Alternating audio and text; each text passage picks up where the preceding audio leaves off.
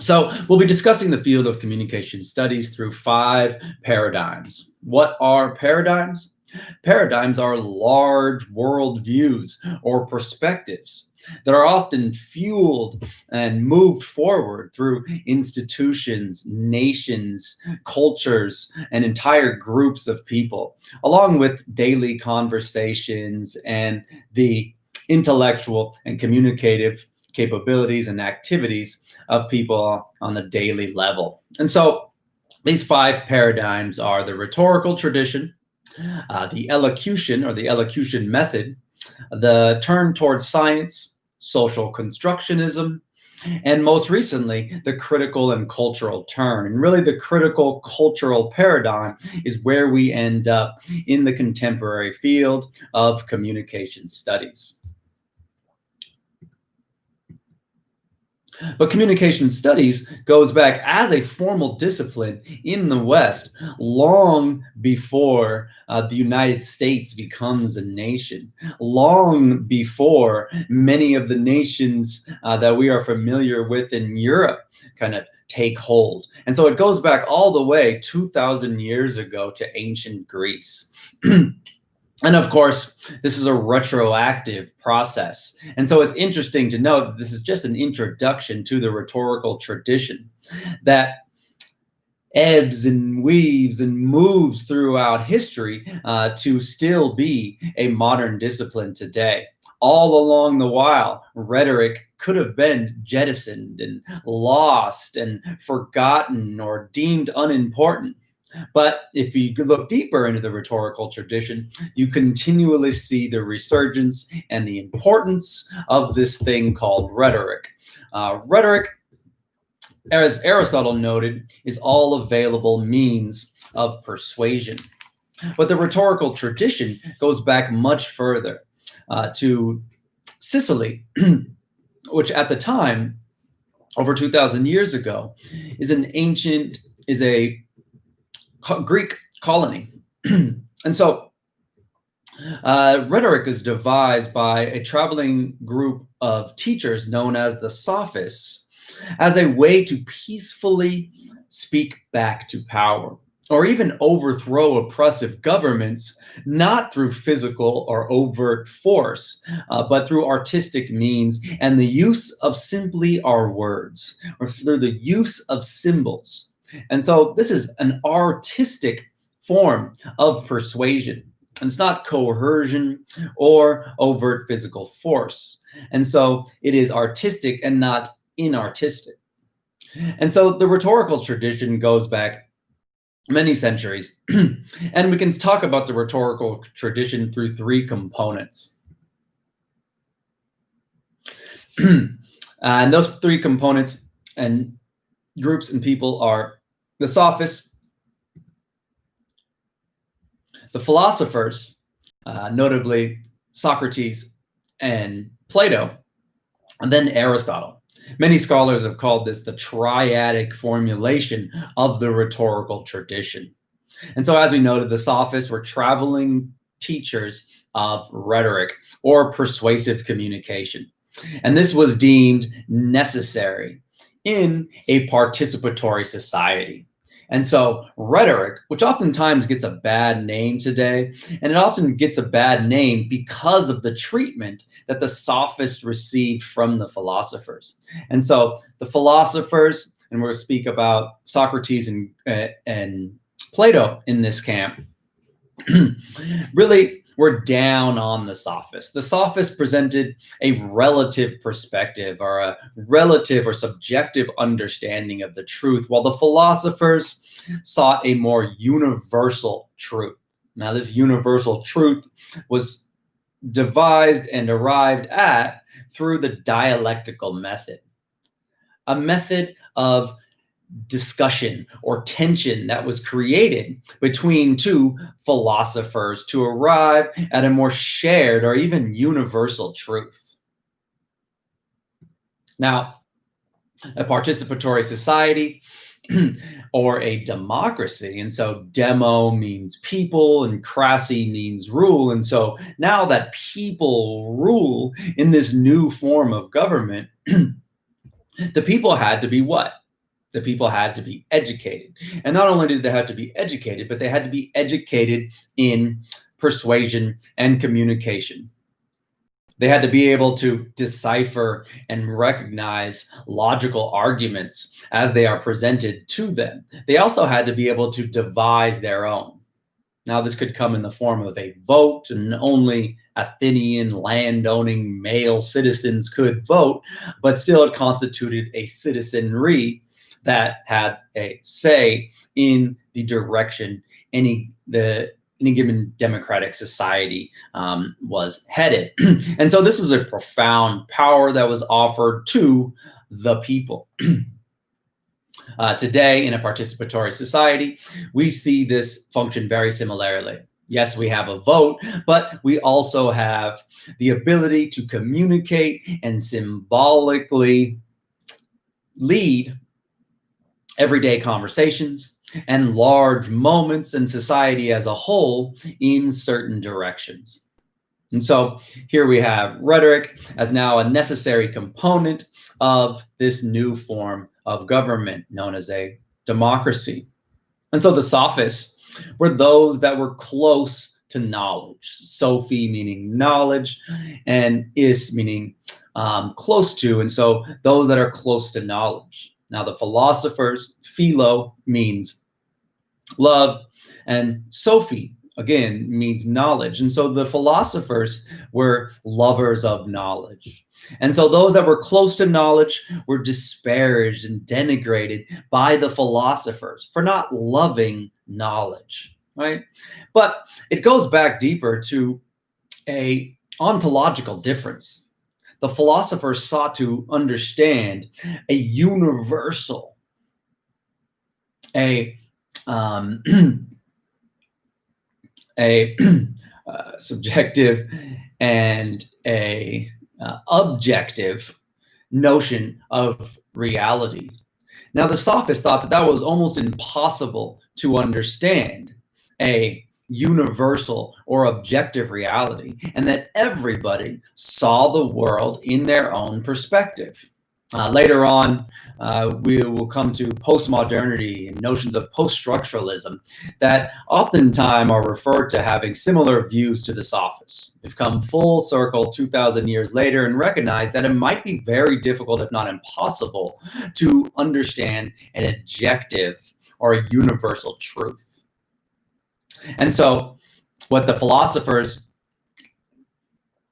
envisioned two philosophers, lovers of knowledge, engaging in a dialectical discussion to uncover a universal truth, that both philosophers were coming from similar standpoints and had similar subject positionalities and were invested in a similar outcome, right, of a neutrality that was offered and given to the imagined speakers. And this just might not be the case. Now, the philosophers, many of the philosophers were Athenian, they were land-owning, and they were male, while the sophists oftentimes were not Athenian. And so they were outsiders. They were also coming from oppressive situations and making a mark and a name for themselves, often in Athens. But very importantly, they traveled around and they developed a relative or a cultural or a subjective notion of the truth that shifted from place to place and from audience to audience, and that everybody would always see things slightly different. And so you could move not to a complete understanding of an objective or universal reality, but you can move close to some sort of truth that is shared and close to an objective reality. Now, interestingly enough, rhetoric is one of the oldest disciplines in the academy. It's one of the oldest subjects that we have. It predates many formal subjects, such as science itself, even history, and comes before notions of the monotheistic religions that we're aware of today. Many people note that monotheistic religions are built upon some of the teachings of Socrates and Plato as seeking that universal truth. We can look at St. Augustine, a rhetorical scholar from the Roman era, who converts to Christianity and uses Socrates and Plato's idea of a universal truth and calls it a divine truth, and notes that a good Christian could understand a divine truth or an objective or universal truth if they conducted dialect tension and had those conversations. Who did St. Augustine say that a good rhetorician seeking the divine truth had conversations with? Well, God. Right? And you can see that that becomes part of Christian rhetoric. And rhetoric is one of the reasons that Christianity, fueled by great scholars such as St. Augustine, spread around the world and became as popular as it did. And so the sophists, those that are close to truth, in short, you can just note that the sophists had a relative perspective to the truth. And so the sophists said that it was impossible to say, outside of deliberately misleading or lying, to say anything that is not truthful. So if I say one thing and you say another thing and we don't agree, we are both speaking a truth and we are talking about something else. Right? And so along comes Aristotle, and Aristotle builds on both the sophists and the philosophers' notion of an objective truth. As lovers of truth, the dialectical tension can produce something not as objective or not as relative as the previous camps, but somewhere in between. And so we'll label Aristotle's notion of truth, for lack of better words, a somewhat relative notion of reality or the truth. And you can see how that's how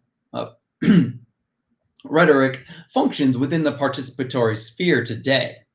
We might think of a court of law, right? We have a prosecutor and a defender, and they both argue on behalf of their client.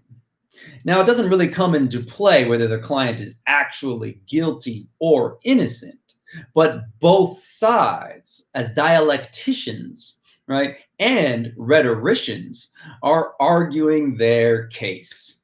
Who decides the ultimate truth?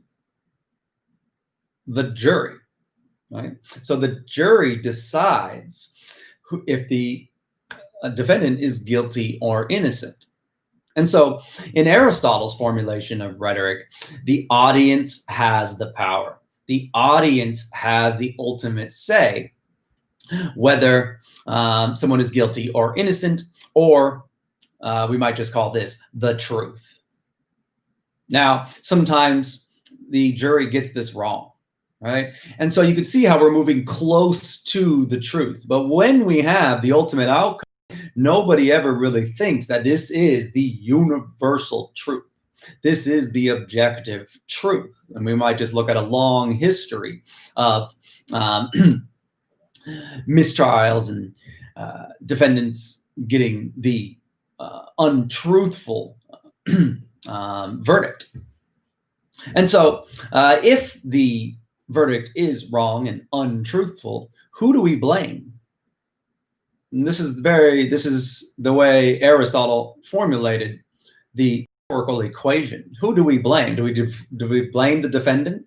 Do we blame the prosecutor or the defender? Or do we blame the judge or the jury? We blame the attorneys, the prosecutor or the defending attorney. And so the rhetoricians or the dialecticians are to blame. And because we can blame them, right, they did not lead the jury towards the truth, we can refer to them as rhetoricians and not just dialecticians. If they were dialecticians in the philosophy sense, then they would be equally invested in the outcome. But you can see that the defender and the prosecutor have much different interests in any given case. And so the triadic formulation of rhetoric in its ancient tradition brings us to the sophists, the philosophers, and Aristotle, so on and so forth. And we move 2,000 years into the future. And then here we are today, and we are still reeling from and dealing with these early conceptions of rhetoric. Interestingly enough, if you hear rhetoric in daily conversation, it is usually used wrong. And it is also usually used in a way that denigrates its importance. Rhetoric is not a negative term. In fact, rhetoric is the foundation of a participatory society. It is symbolic action. You usually hear it being negatively expressed as just mere talk and somehow taking us away from the truth. But as the sophists note, this is supposed to bring us as close to the truth as we can possibly ever attempt to get. And so Aristotle notes ethos, pathos, logos, kairos, and mythos. So now ethos, pathos, and logos you might be familiar with. These are often referred to as the three cornerstones of rhetoric. Ethos, everybody, credibility.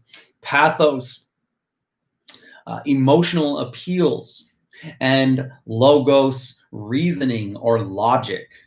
And so Aristotle noted that we should use these three cornerstones of rhetoric concurrently whenever we are engaging in a persuasive argument or address.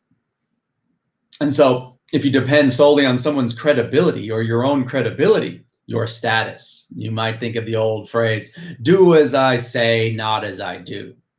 Why should you do this? Because I am your boss, because I am your parent, because of my position in any given structural arrangement of power. And so that's ethos, your credibility. At the same time, if someone is a medical doctor and you are seeking medical advice, you might listen to them as opposed to listening to somebody else who does not have medical expertise or status. So pathos, emotional appeals. We can make all the logical arguments we want, and we can rely on our credibility all that we want. But if this does not personally affect us, and we do not see ourselves in the claims or assertions being put forward, then we will usually not agree or listen to the persuasive argument. And so emotional appeals. Oftentimes, emotional appeals are referred to putting us in the mood, kind of setting the tone to receive the answer.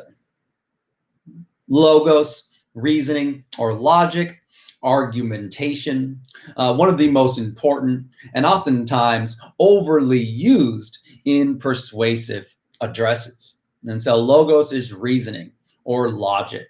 Aristotle was obsessed with logic and reasoning, and he broke rhetoric down tediously to syllogisms and enthymemes or partial syllogisms that are a series of premises that build up to logical assertions.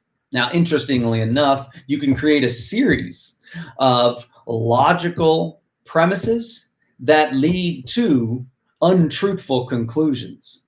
And so this is what is somewhat nerve-wracking about logic, is that it can be logical, it can be sound, but leads up to a untruthful conclusion. Right? And so if you just take small parts of any given issue and you concentrate on those, then you can create a logical series of premises that lead to an untruthful assertion or claim, but are still based on logical reasoning. Go online and search for your favorite conspiracy theory and locate the few premises that are made that lead to an untruthful, or what you might think of as an untruthful assertion or claim.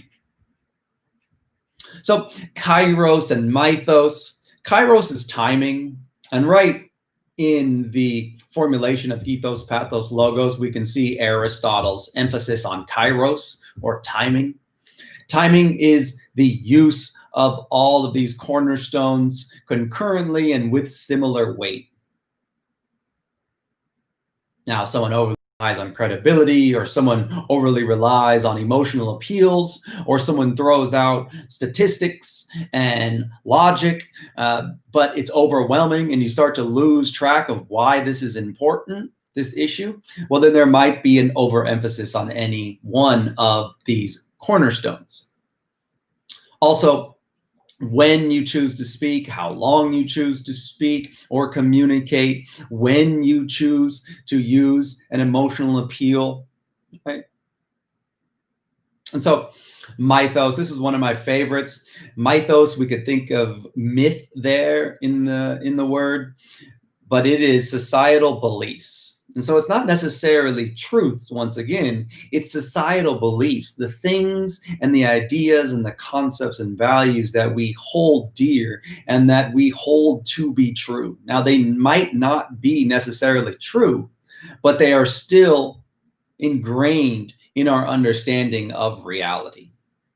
Something like time and money might not be necessarily real in the objective, truthful sense, but it's a social construction. We believe it to be true, and so it becomes very real. If you're not aware of time or aware how important money is in our society, well, then you're unaware of a very important mythos or societal beliefs. And so you can use societal beliefs to persuade audience. How many in the audience would like to be financially independent? How many in the audience would like to own their own car and have enough money to support their families within the next 5 years? Right? We often hear this as a persuasive introduction. So these type of statements tap in to mythos, our societal belief that money is important. And then the next line might be something like, well, to make money, you have to spend money. And so let me introduce you in my get rich quick plan, something like that. And so Aristotle, and this lends itself also to the elocution movement, comes up and around, and we're really fast forward here all the way to about the 1800s and the early 20th century. The elocution movement manifests itself in the United States largely as a way to teach persuasion and public speaking through strict grammatical and non-verbal rules. And so if you would like to make a point and bring your audience into the moment and point them towards the future, then you might start with your right hand on your left side, and as you make your statement, sweep your right hand across your chest and end with your right hand pointing off towards your right as you look, indicating that this broad point for the audience to understand here will take them here into the future. Now, you can imagine this created somewhat cookie cutter approaches to public speaking and persuasion, and turned out to actually just be not very effective, as you can kind of predict what speakers were doing, and we lost that individuality that makes speaking so dynamic and so interesting. This borrows a little bit from the philosophers who, once again, tried to turn rhetoric into an objective form of knowledge or science. And so Aristotle noted that invention, style, arrangement, memory, and were the 5 canons of rhetoric. And so we still use these today whenever we create any public presentation or speech, right? This is somewhat of a public presentation and a speech, and I have invented it. I wrote these notes down. I thought about what I was going to say, and then I started to think about how I wanted to present them. What was my style, the tone? How was I going to craft this message? And I started to arrange it. I created slides, right? And I created notes that went along with the slide. I started to memorize elements. I started to write down other forms. Of statements that I'm going to make or show to all of you. And then ultimately, here we are. I am delivering this presentation. Now with the electronic apparatus, this is available on YouTube, and now you can also access this presentation and watch it on your own time. And so a little bit of mass mediated communication at play here. But nevertheless, these ideas over 2,000 years ago still sit with us today. Going back to Aristotle's definition of rhetoric, stated over 2,000 years ago on the first page of his book, rhetoric is all available means of persuasion. So if we look at advertising today, we can see just how this definition of rhetoric still remains true. How do advertisers use rhetoric or persuasion to get you to buy certain products or to think as they suggest? And what you'll find is nothing short of all available means, from writing in the sky to advertisements that pop up on your screen to guerrilla advertisements of people being deployed in popular areas and just discussing certain products. To maybe advertisements in odd places, such as the bottom of urinals, with the emphasis and the concentration there that if it is going to reach you, well, then it will potentially be successful.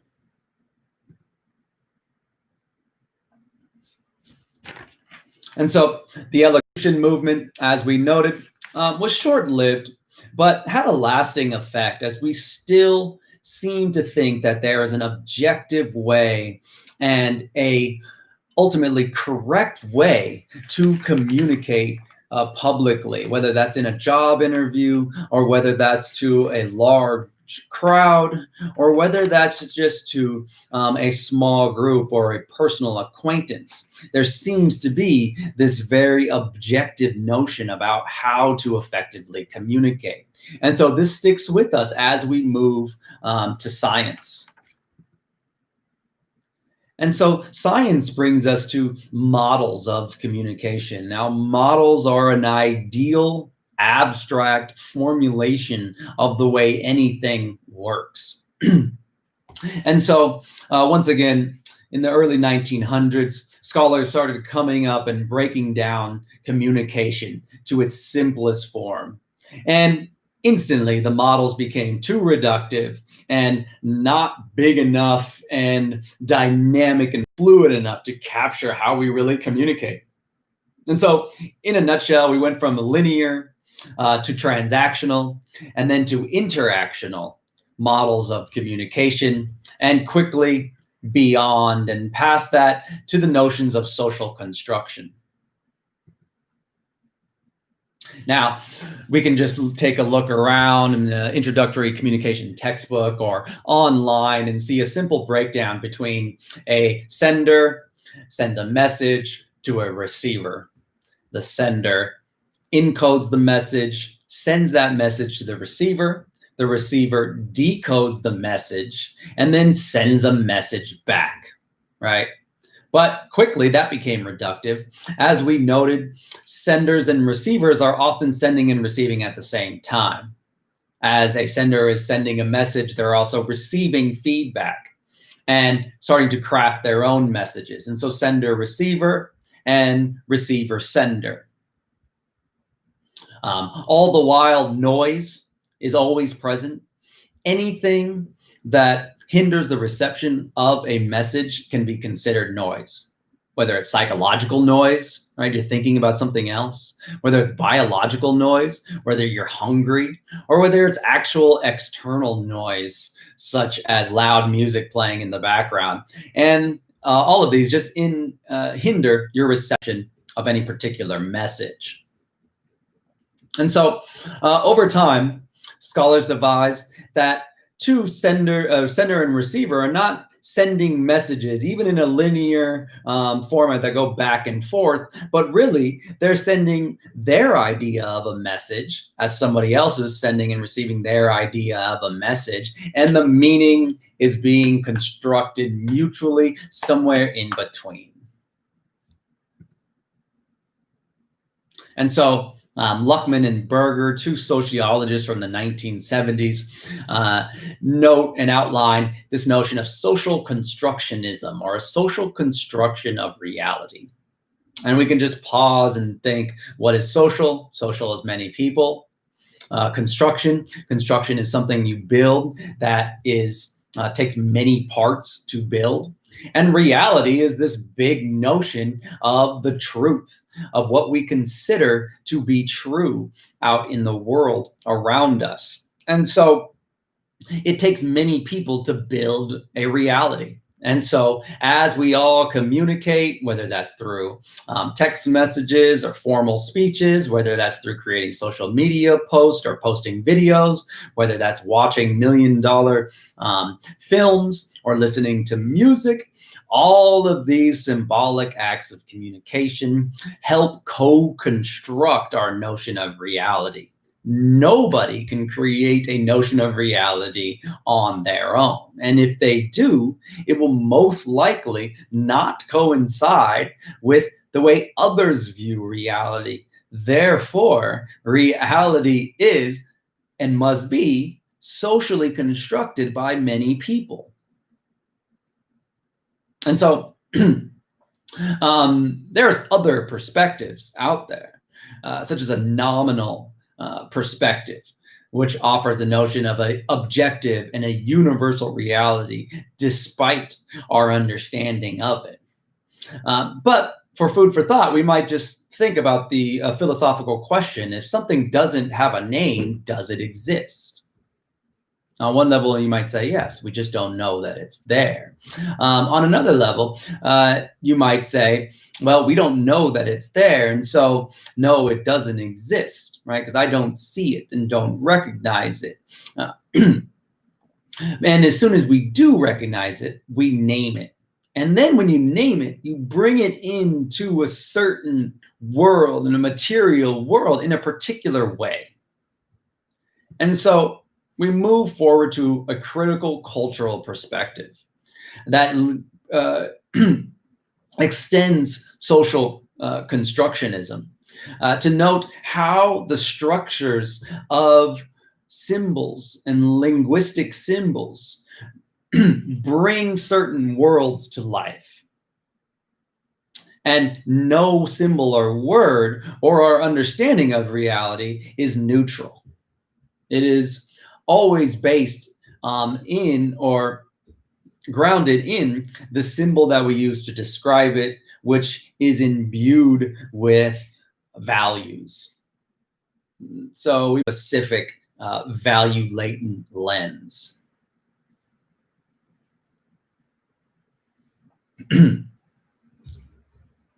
And so the critical cultural perspective is very important, and it deals with the power dynamics involved in communication. So with this example, right, we're talking about animal life, but if we extend this to people, and if we extend this to some of the things that we love and cherish and hold dear to our hearts, such as freedom and love and identity, family and friendships and justice and equality, well, then you can see how there's a power dynamic involved in all forms of communication. This also goes back to social constructionism, noting that we don't just live in an objective world, right? We live in a world that we bring into life through our communication structures. And if we want to change the world, if we want to change reality, what might we do? Well, then we might just change the way we speak about reality. And that should be a kind of an interesting thought to think about how we might change society by merely changing the way we speak about society. And so what came first, the chicken or the egg? Do we change the words and then we see a material change? Or do we see a material change and then we start to change the words? Right. And so once again, we get into a nice philosophical discussion about which came first. But what is important is that the thing and the symbol remain inherently connected. And so there's always an unfolding at work. You might think of words or labels that have been used to denigrate certain groups of people and then have been reappropriated as empowering terms, right? Because it was done by the groups that originally had the label used against them. And so same word, right?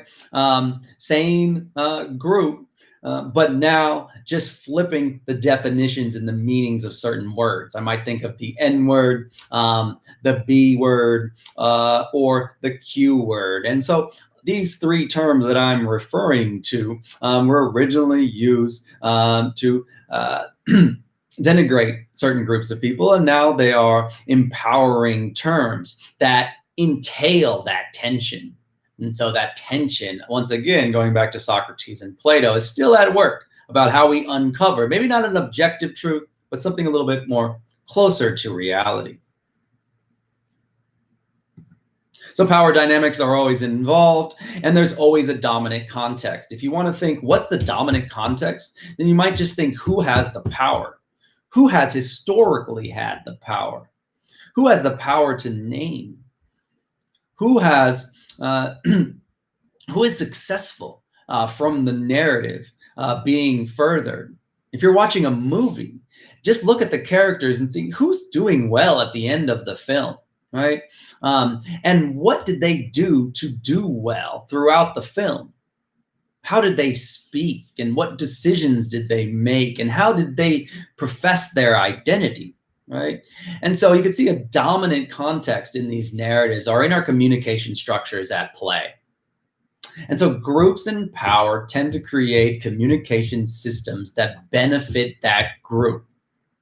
And we just look at our own symbolic structure of language and see how that reflects a certain material reality that also has inherent inequalities. Inherent, I say, because they're based on the symbolic structure. And we might just look at sexist language, which used to be typically the norm in English, right? And, it's been 20, 30, 40 years since we have changed that, but we still see it every day in casual conversation, right? We no longer refer to man as humankind. Yet in everyday conversation, we still say something like, hey guys, when talking to a mixed gendered group. But rarely would we say, hey ladies, and be referring to a mixed gender group. And so we can read the social inequality between the sexes in the language that we use. Today, we're breaking down binary structures that divide people into male and female, or he and she. And in doing so, we have to break down and violate the whole grammatical structure of our language, right? And say they when referring to a singular person, just to get around the gendered binary that confines people and takes away people's identity and can be seen as dehumanizing, right? And so that's just written in our language, and we have to find ways to go around it in the contemporary context. And because of this, we have to break certain grammatical rules. And so going back to that question, if we don't have a name for it, does it exist, right? People are born male and people are born female, but thousands of people every year are born intersex, and we still are searching for that symbolic territory for these folks to exist. And so we move forward changing the symbolic structure and changing reality in the process. And so, lastly, and coming down to the end here, thank you for joining us. Please feel free to discuss some of these elements here and how you see them in your daily life. And so social positionality and identity, everybody, it'd be nice to think that we live in an equal world, but we are just not born into a world of abstract equality. And so people have access to different forms of power. And we have to look back into history. Social constructionism gives us this as well, that social, cultural, and historical context of any given communication act is always in the room or always present. And so we break down identity and social positionality at times along some of the traditional lines: sex, gender, sexuality, which of course are all different, race, ethnicity, race, which of course is a total social construction, ethnicity, a little bit more of an ancestral heritage involved, religion, ability, age, so on and so forth. Just noting that everybody has different accesses to power. And if we want to examine how much access to power we have, just look at who has the wealth, who has the material, who has the power to communicate and to name, and go back through history and unpack and examine that trajectory of power formulation. Lastly, see audience and voice, using and kind of remembering Aristotle here, that when we speak, we are speaking to a particular audience and using our voice to affect change and bring about the change that we would like to see. Thank you, and have a good one.